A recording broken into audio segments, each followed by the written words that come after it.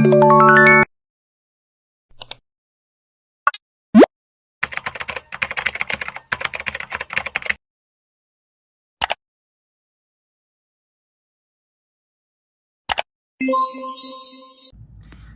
warahmatullahi wabarakatuh. Perkenalkan, saya Azlin Nastin dengan NPM 2206056690.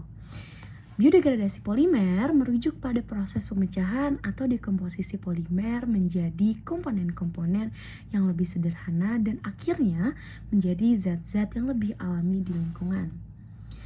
Ini adalah proses alami di mana organisme hidup seperti bakteri, jamur, dan juga mikroorganisme lainnya memecah polimer menjadi bagian-bagian yang lebih kecil melalui proses biokimia.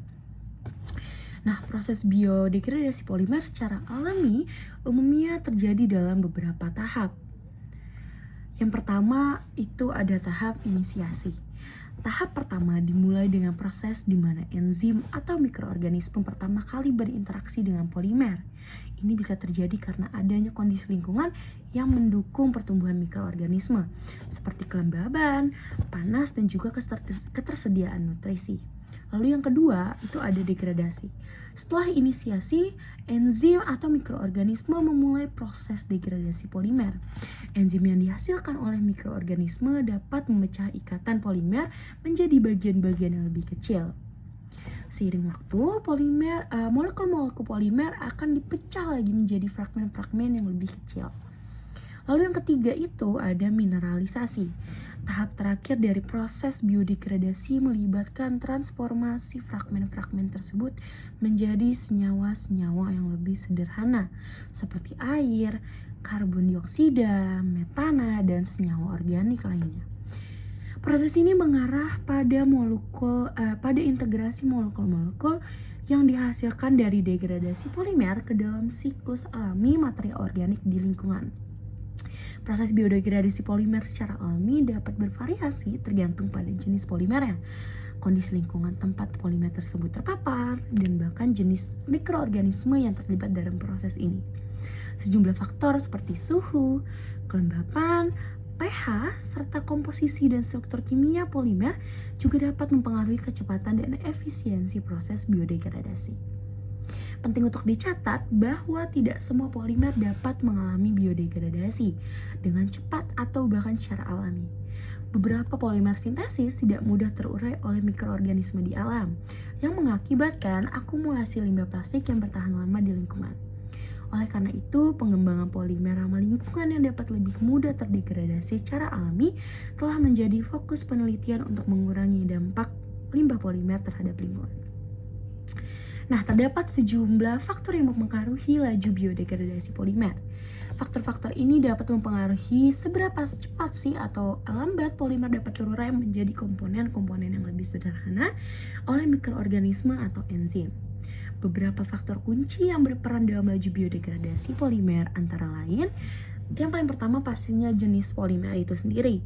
Komposisi kimia dan struktur polimer memiliki pengaruh besar terhadap biodegradabilitasnya.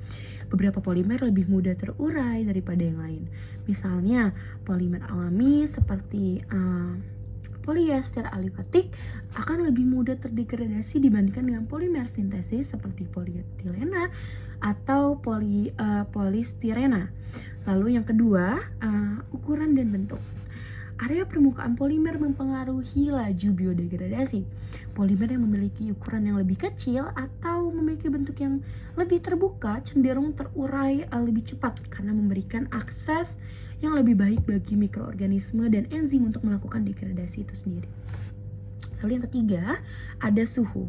Suhu lingkungan memainkan peran penting dalam kecepatan biodegradasi. Biasanya suhu yang lebih tinggi dapat meningkatkan laju biodegradasi karena mempercepat aktivitas mikroorganisme. Namun, terlalu tinggi atau rendahnya suhu juga dapat menghambat proses biodegradasi. Lalu yang keempat itu ada kelembaban. Kelembaban ini juga menjadi faktor penting. Kondisi lingkungan yang lembab memfasilitasi aktivitas mikroorganisme yang diperlukan untuk degradasi polimer. Lalu yang kelima ada ketersediaan oksigen. Proses biodegradasi polimer seringkali memerlukan oksigen. Ketersediaan oksigen yang cukup di lingkungan mendukung aktivitas mikroorganisme aerobik yang memecah polimer. Lalu yang keenam itu ada kehadiran mikroorganisme dan juga enzim. Jenis, jumlah, dan juga keberadaan mikroorganisme yang memiliki kemampuan untuk mendegradasi polimer secara signifikan mempengaruhi laju biodegradasi. Sama halnya dengan keberadaan enzim yang sesuai untuk memecah ikatan kimia dalam polimer. Lalu yang ketujuh, itu ada pH lingkungan. pH lingkungan tempat polimer terdegradasi juga mempengaruhi aktivitas mikroorganisme. Beberapa mikroorganisme mungkin lebih efisien dalam lingkungan dengan pH tertentu. Nah, memahami faktor-faktor ini membantu dalam pengembangan polimer yang lebih mudah terdegradasi secara alami.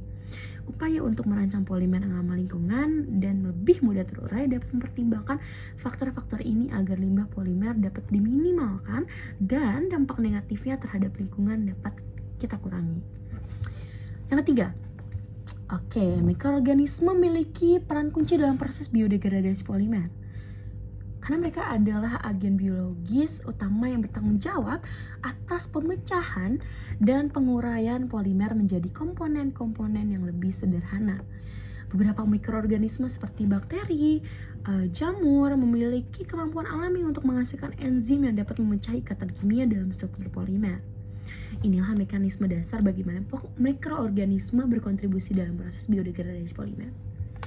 Yang pertama itu produksi enzim. Mikroorganisme, terutama bakteri dan jamur, menghasilkan berbagai macam enzim seperti lipase, protease, atau amilase yang memiliki kemampuan untuk menguraikan ikatan kimia dalam struktur polimer. Nah, enzim ini berperan penting dalam mengubah polimer menjadi fragmen-fragmen yang lebih kecil. Lalu yang kedua ada penguraian polimer. Enzim-enzim tersebut bekerja dengan cara menghancurkan ikatan kimia yang mengikat molekul-molekul polimer. Dalam proses ini, enzim-enzim tersebut memecah struktur polimer menjadi fragmen-fragmen yang lebih kecil dan juga lebih mudah terurai. Yang ketiga ada konsumsi molekul.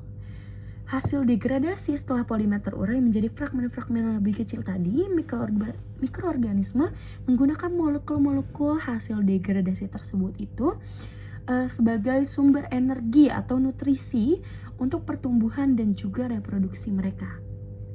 Yang keempat ada mineralisasi. Fragmen-fragmen yang dihasilkan dari proses degradasi kemudian diproses lebih lanjut oleh mikroorganisme menjadi senyawa yang lebih sederhana seperti karbon dioksida, air, metana, senyawa organik, atau senyawa mineral. Proses ini sering disebut mineralisasi, di mana senyawa-senyawa yang dihasilkan diintegrasikan kembali ke dalam siklus alami material organik di lingkungan. Dengan kombinasi enzim yang dihasilkan dan proses penguraian ini, mikroorganisme secara efisien memecah struktur polimer menjadi komponen-komponen yang lebih kecil dan akhirnya mengubah menjadi zat-zat yang lebih sederhana yang dapat diintegrasikan kembali ke dalam lingkungan alami. Oleh karena itu, mikroorganisme memainkan peran penting bahkan sangat penting dalam proses biodegradasi secara alami.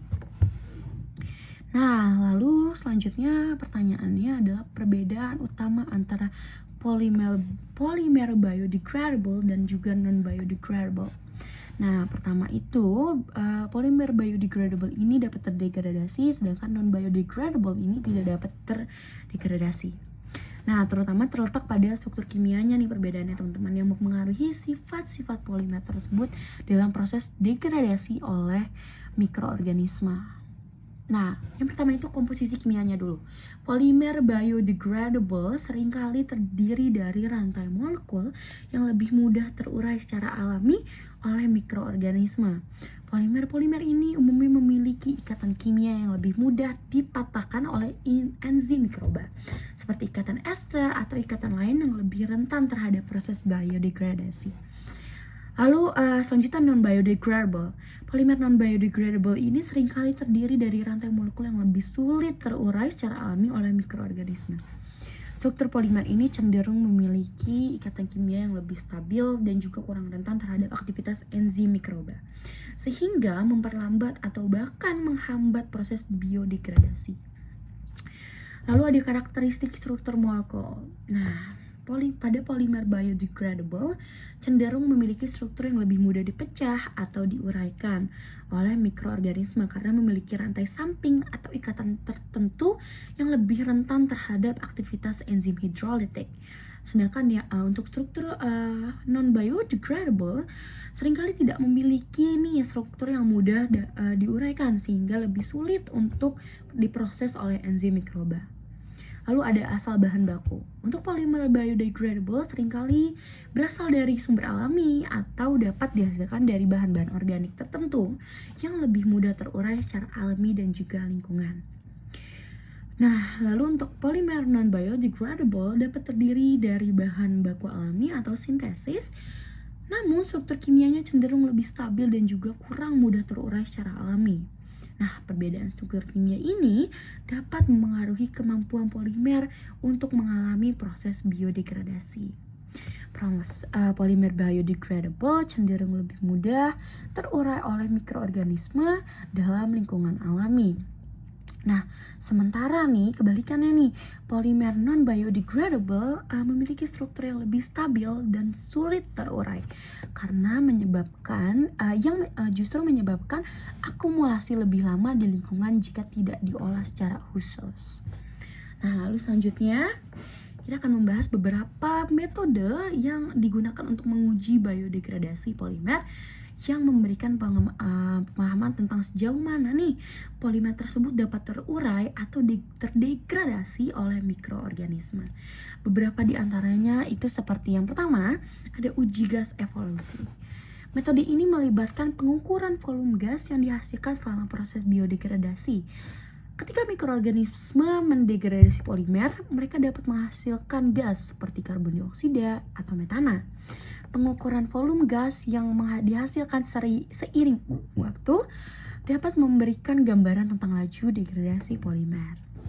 Lalu yang kedua, ada analisis berat molekul. Metode ini menggunakan teknik kromatografi untuk mengukur perubahan berat molekul polimer selama proses biodegradasi. Penurunan berat molekul dapat diindikasikan sebagai hasil dari pemecahan rantai polimer oleh aktivitas mikroorganisme. Lalu yang ketiga ada uji penurunan berat. Melibatkan pengukuran penurunan berat polimer selama proses biodegradasi. Nah, polimer yang terdegradasi akan mengalami penurunan berat karena kehilangan massa molekul-molekul yang terurai.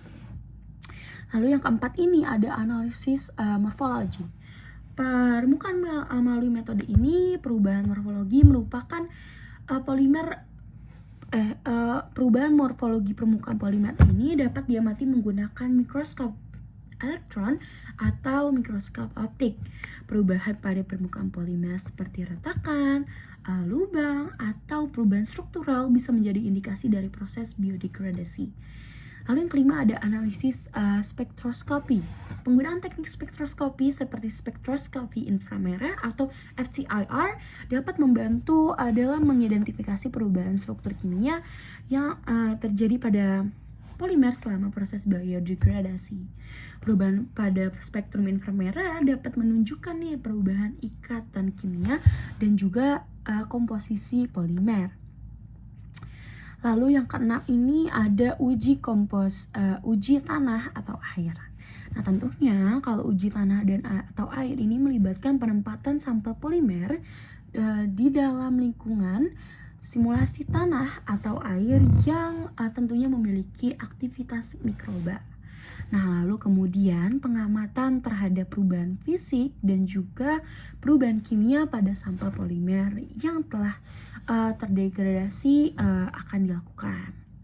Lalu yang terakhir atau yang ketujuh ada uji kompostabilitas. Nah, untuk yang ketujuh atau uji kompostabilitas ini, yang terakhir ini metode ini mencakup penempatan sampel polimer di dalam lingkungan kompos yang hangat dan lembab yang mengandung mikroorganisme pengurai pastinya.